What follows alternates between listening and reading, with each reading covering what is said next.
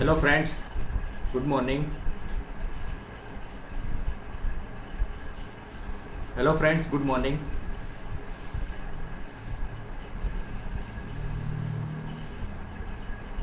Today I am going to speak about migraine. Myself Dr. Shailesh Darji. I do practice as a neurologist in Ahmedabad since last 7 years. Today I am going to speak regarding migraine. So migraine is basically a common headache which is very versatile, and almost 75% of the population had this type of headache once in a while, and it is very common, but because of lack of awareness it is very much misdiagnosed and undertreated. So let us talk something about migraine. I will also address some FAQs about migraine. So there was one quote on internet which was telling that surviving the day with a migraine is actually a serious accomplishment. So those who are suffering from migraine, they know that they are actually a warrior, because migraine is very severe and very typical, very dangerous headache which leads to decrease in the social functioning and day-to-day activity. તો migraine એક એવો દુખાવો છે કે જેમાં વ્યક્તિની પોતાની એક સોશિયલ લાઈફ પણ ઘણી ડિસ્ટર્બ થાય છે. So let us talk about migraine. Migraine વિશે એવું કહેવાય છે કે migraine is like a true love which always come back. So you cannot leave this migraine. Catherine the great વર્ષો પહેલાં એવું કહેતા હતા કે a great wind is blowing and that gives you either some imagination or headache. So this also shows that migraine is trigger based. So when there is some trigger, migraine will set in and you will having severe throbbing headache because of that. So let us discuss about what is this migraine. So મેં જેમ પહેલાં તમને કીધું કે 75% population માઇગ્રેનથી સફર થઈ રહી છે, અને ઓલમોસ્ટ એવું કહી શકાય કે 90,000 લોકો ઓલ ઓવર વર્લ્ડમાં માઇગ્રેનના એપિસોડને કારણે પોતાના કામથી પોતાનું કામ નથી કરી શકતા. સો આ આટલી બધી ઇકોનોમિકલ ક્રાઇસિસ પણ એનાથી ડેવલપ થઈ શકે છે. અને એવું જોવા મળ્યું છે કે છેલ્લા 12 વર્ષની અંદર ગૂગલ પર માઇગ્રેન શબ્દની સર્ચ છે એમાં 15% જેવો વધારો થયો છે. તો વધતી જતી આધુનિકતાને કારણે, દોડધામને કારણે માઇગ્રેનના એપિસોડ્સ વધી રહ્યા છે, માઇગ્રેનના દર્દીઓ ઘણા વધી રહ્યા છે. So migraine is basically associated with some lifestyle changes. So let us understand about migraine.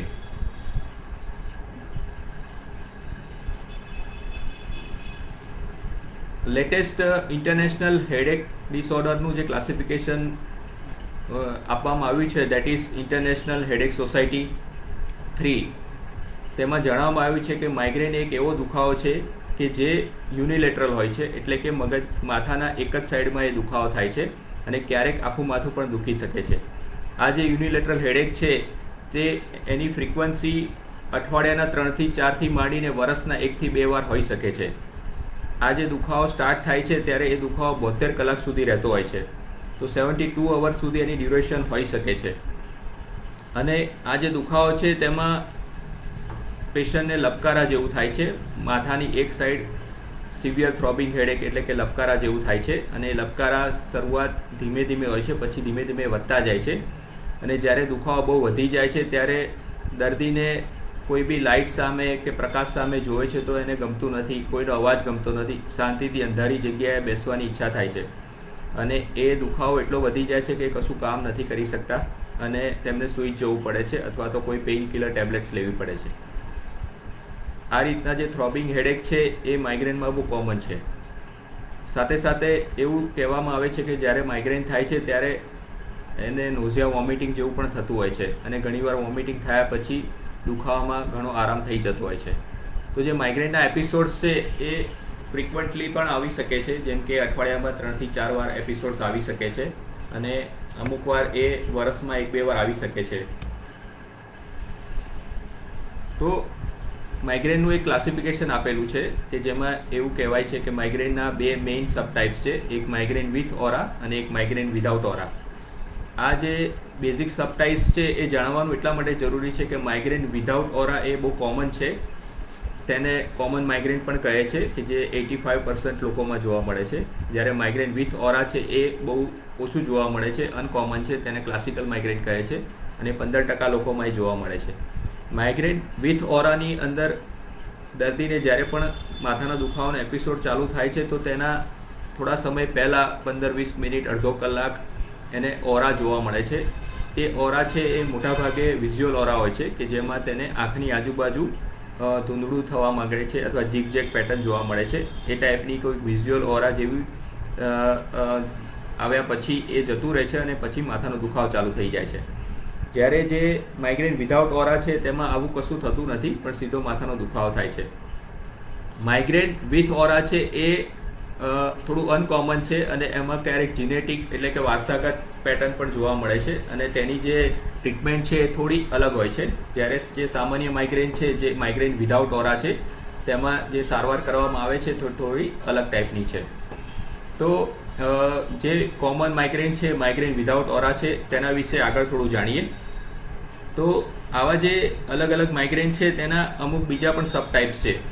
જેમ કે બાળકોમાં જોવા મળતું માઇગ્રેન, જેને ચાઇલ્ડહુડ પિરિયોડિક માઇગ્રેન કહે છે, અથવા તો જેને સાયકલિકલ વોમિટિંગ એબ્ડોમિનલ ક્રેમ્પ્સ વર્ટાઇગો સિન્ડ્રોમ કહેવાય છે. તે સિવાય અલગ અલગ રેર પ્રકારના માઇગ્રેન હોય છે, જેમ કે vestibular migraine, retinal migraine, ophthalmoplegic migraine, basilar migraine, આ ટાઈપના અલગ અલગ માઇગ્રેન જોવા મળે છે. તે સિવાય જ્યારે દર્દી વધારે પડતું પેઇન કિલરનું સેવન કરે છે ત્યારે જે માઇગ્રેન ડેવલપ થાય છે તેને કોમ્પ્લિકેટેડ માઇગ્રેન કહે છે, અથવા તો મેડિકેશન એનાલ્જેસિક ઓવરયુઝ હેડેક કહે છે.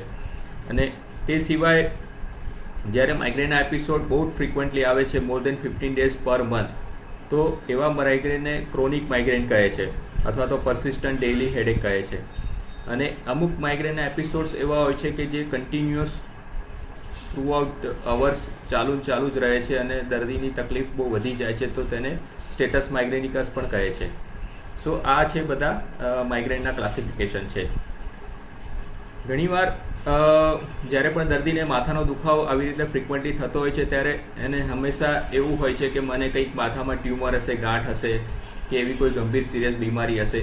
પણ માઇગ્રેનના દર્દીમાં મોટાભાગે રિપોર્ટ્સમાં કશું મળતું નથી. જ્યારે માઇગ્રેનના દર્દીનો MRI સ્કેન કરવામાં આવે છે ત્યારે મોટાભાગે એ રિપોર્ટ નોર્મલ આવે છે. તો દર્દીને ઘણીવાર એવું થતું હોય છે કે રિપોર્ટ નોર્મલ છે સાહેબ, તો પણ આટલું બધું માથું કેમ દુખે છે. તો તેથી જ માઇગ્રેન એક યુનિક પ્રકારનો હેડેક છે કે જેમાં રિપોર્ટ્સમાં કશું મળતું નથી, પણ પેશન્ટની જે હિસ્ટ્રી છે, એની જે પેટર્ન છે, એનું એનાલિસિસ કરીને ખબર પડે છે કે આ માઇગ્રેન છે. તો આવા જે દુખાવા છે કે જેમાં રિપોર્ટ્સ બધા નોર્મલ આવે છે તેવા દુખાવાને પ્રાઇમરી હેડેક પણ કહે છે. તો આવી રીતે જે હેડેકના મેઇન સબ ટાઇપ્સ છે પ્રાઇમરી અને સેકન્ડરી, એમાં માઇગ્રેન એ પ્રાઇમરી હેડેક કહેવાય છે. એ સિવાય એ ટાઈપના જે પ્રાઇમરી હેડેક છે તેમાં અલગ અલગ બીજા પણ પ્રકાર છે, જેમ કે tension type headache, cluster headache, trigeminal autonomic cephalalgia. તો આ બધા જે પ્રાઇમરી હેડેક છે એમાં માઇગ્રેન સૌથી આગવું છે અને તેને અલગ તારવવું જરૂરી હોય છે. અને ઘણીવાર ક્લસ્ટર હેડેક કે ટેન્શન ટાઈપ હેડેકને પણ માઇગ્રેનની ટ્રીટમેન્ટ ચાલુ થઈ જાય છે, તો એને પૂરો આરામ મળતો નથી. તો જે પ્રાઇમરી હેડેક છે જેમાં માઇગ્રેન બહુ કોમન છે તે જાણવું જરૂરી છે. એ સિવાય વાત થઈ સેકન્ડરી હેડેકની. તો ક્યારે એવું લાગે કે secondary headache, what is secondary headache? Secondary headache એ એવો માથાનો દુખાવો છે કે તે જે મગજની કોઈ સિરિયસ ગંભીર બીમારી અથવા કોઈ સિસ્ટમિક ઇલનેસ અથવા કોઈ બીજા કારણથી થયો હોય. જેમ કે દર્દીને કોઈ સાઇનસનો પ્રોબ્લેમ હોય, ENT ઇસ્યુ હોય, અથવા દર્દીને મગજની અંદર વિનસ સાઇનસ થ્રોમ્બોસિસ થયું હોય, કોઈ ટ્યુબરક્યુલોસિસ થયું હોય કે એવી કોઈ સિરિયસ બીમારી થઈ હોય, તો સેકન્ડરી હેડેકને કારણે દર્દીને માથાનો દુખાવો થઈ શકે છે. પણ આ બધું પેશન્ટની હિસ્ટ્રી અને થોડીક એક્ઝામિનેશન કર્યા પછી નક્કી થઈ શકે છે કે આ પ્રાઇમરી હેડેક છે કે સેકન્ડરી હેડેક છે. તો એકવાર આપણને જાણવા મળે કે આ પ્રાઇમરી હેડેક છે તો પછી એનું આગળનું ક્લાસિફિકેશન માઇગ્રેન તરફ જાય છે અને પછી માઇગ્રેનના સબ ટાઇપ્સ એનાલિસિસ કર્યા પછી નક્કી થાય છે કે માઇગ્રેન છે. તો હવે એકવાર આપણને ખબર પડી કે મને માઇગ્રેન છે, તો મિત્રો હું તમને એ જ જાણવા માગું છું કે માઇગ્રેન બહુ કોમન છે. મારી પાસે જેટલા બી દર્દીઓ 100 દર્દીઓ માથાના દુખાવાના આવતા હશે તો એમાં 90% દર્દીને માઇગ્રેનનું નિદાન થાય છે. એટલે તમને જો સતત માથું દુખતું હોય તો એવું ડર રાખવાની જરૂર નથી કે મને શું થઈ ગયું, મને આટલું બધું માથું દુખે છે, મને મગજમાં કોઈ ગાંઠ હશે.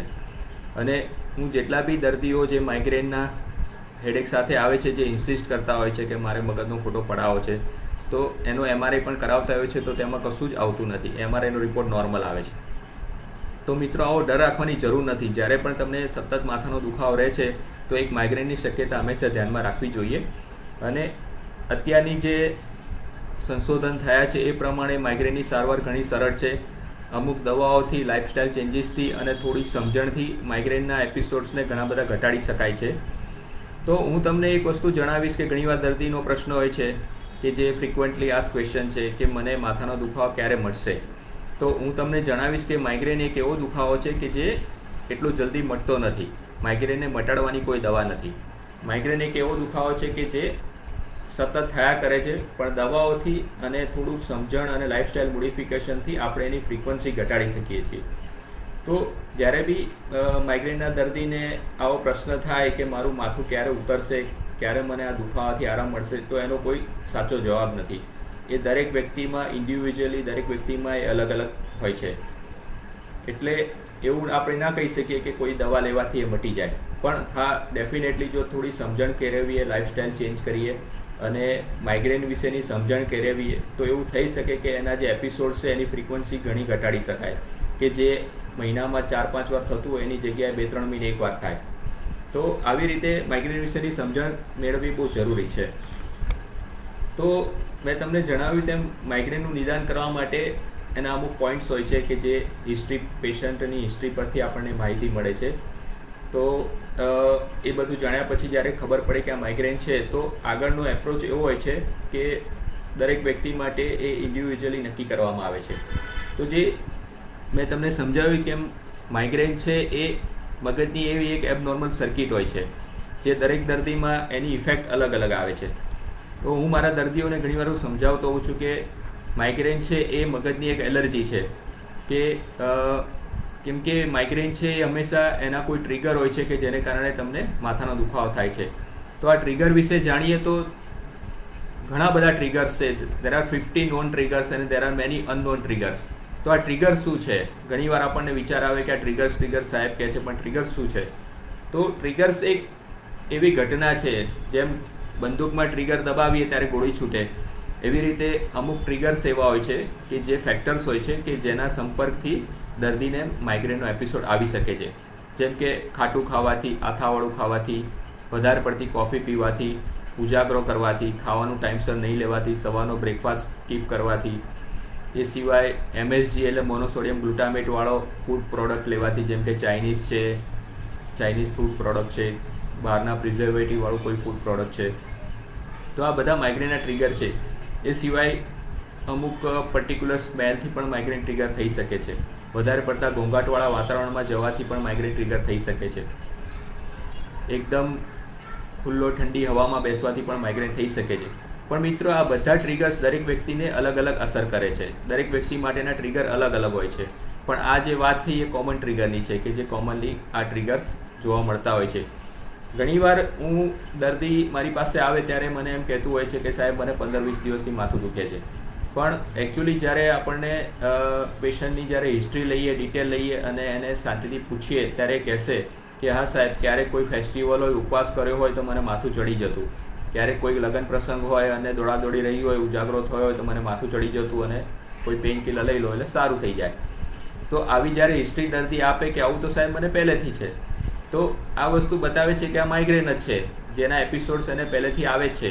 પણ એને એવું લાગે છે કે આ કોઈ સામાન્ય માથાનો દુખાવો છે કે જે પેઇન કિલરથી મટી જાય છે, પણ એકચ્યુઅલી આ માઇગ્રેન જ છે.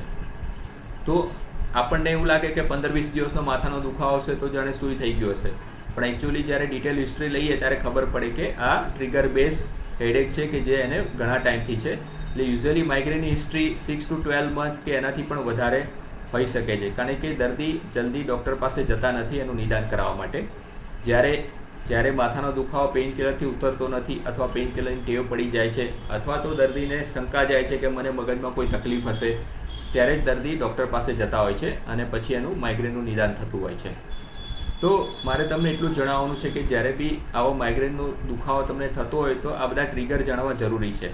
અને ઘણીવાર એવું નથી હોતું કે તમે અત્યારે લીંબુનું શરબત પીધું અને કલાકમાં તમને માથું ચડી જાય.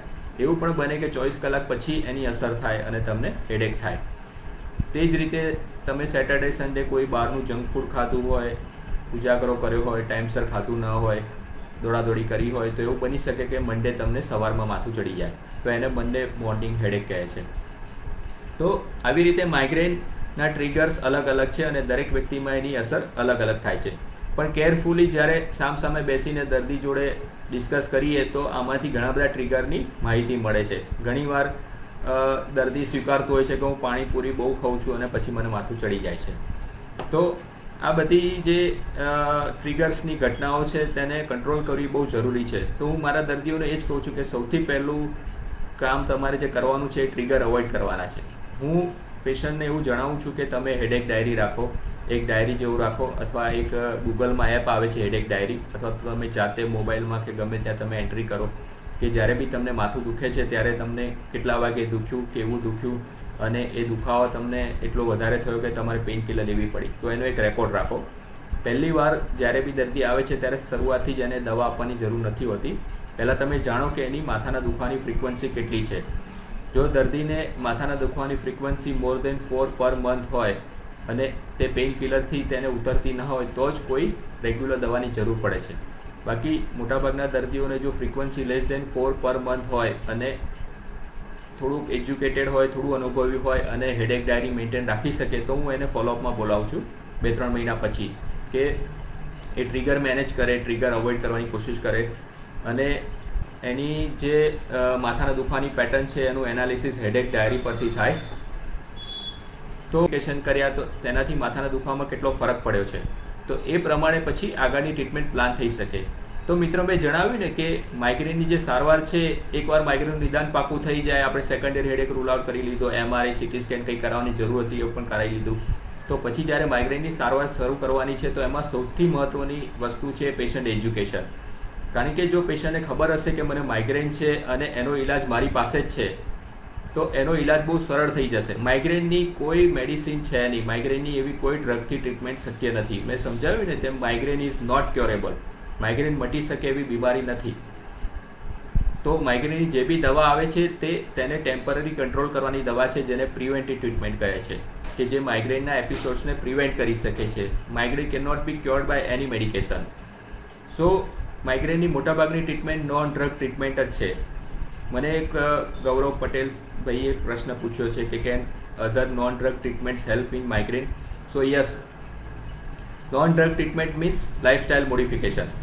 મેં જે તમને સમજાવ્યું કે જે ટ્રિગર્સ છે તેને જાણવાની કોશિશ કરો અને એ જાણ્યા પછી તમે એને અવોઇડ કરવાની કોશિશ કરો તો આ એક માઇગ્રેનની બહુ સારી ટ્રીટમેન્ટ છે કે જે તમે જાતે જ એપિસોડ કંટ્રોલ કરી શકશો.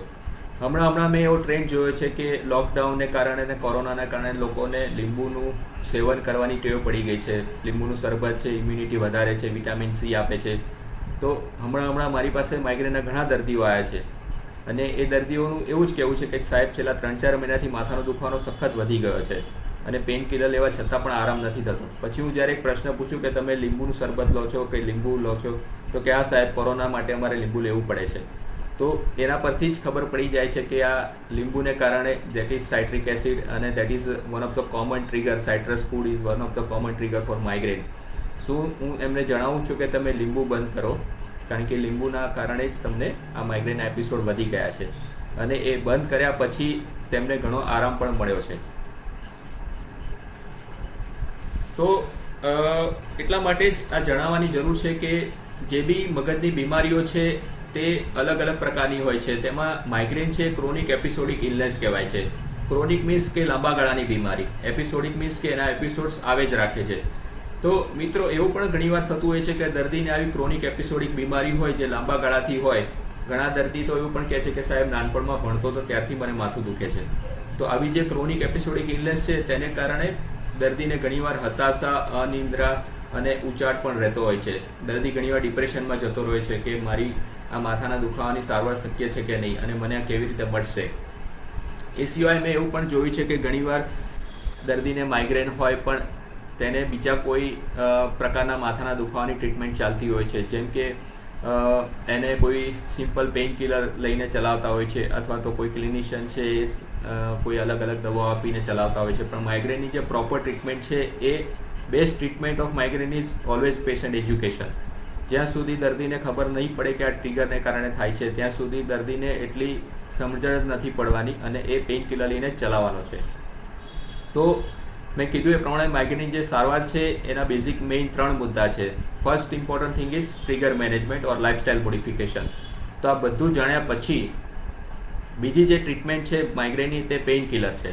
તો શા માટે માઇગ્રેનમાં પેઇન કિલર લેવી જોઈએ? કેમ કે માઇગ્રેન છે એની પેથોફિઝિયોલોજી જોવામાં આવે કે માઇગ્રેન થવાના કારણો જોવામાં આવે તો એવું કહેવાય છે કે માઇગ્રેન છે એ ટ્રાઇજેમિનલ વાસ્ક્યુલર સિસ્ટમ છે તેનો એપિસોડ છે.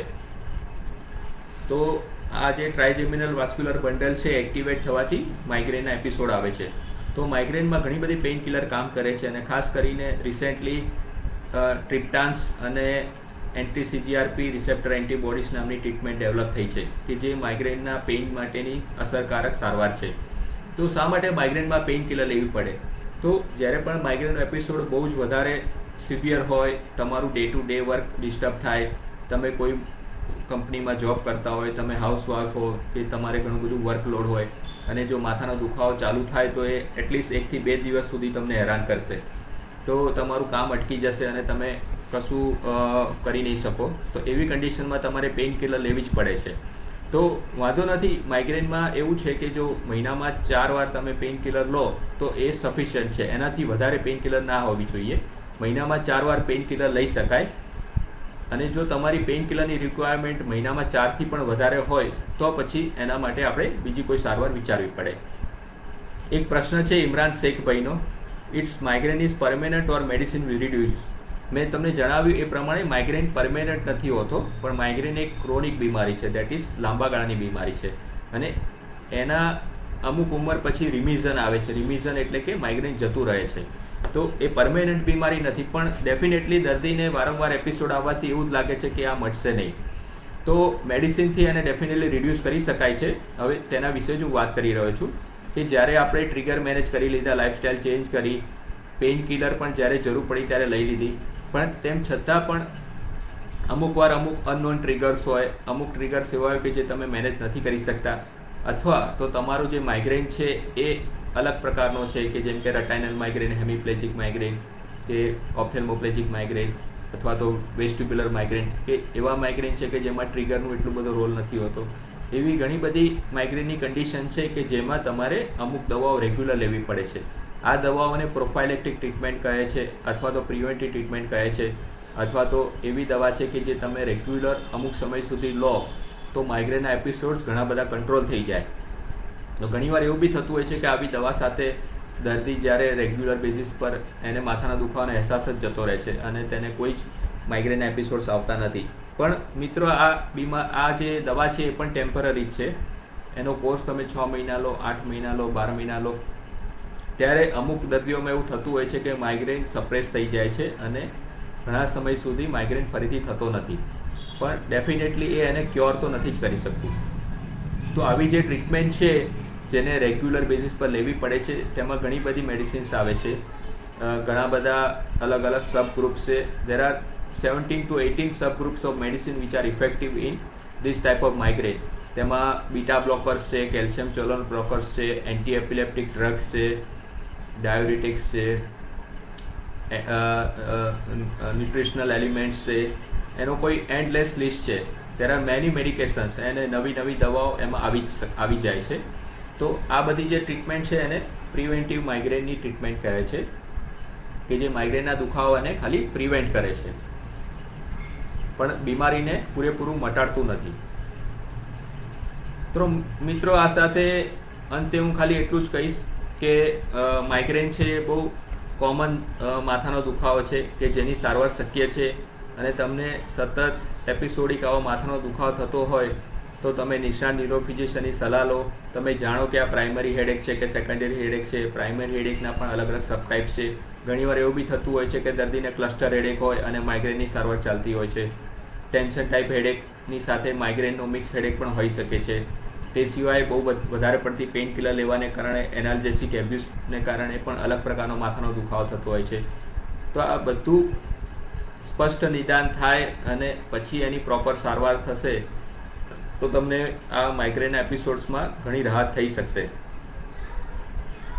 તો આ સાથે હું મારો લાઈવ સેશન પૂર્ણ કરું છું. I am very much thankful to S neuro club for supporting this live session to increase awareness regarding migraine and this type of very disabling headache.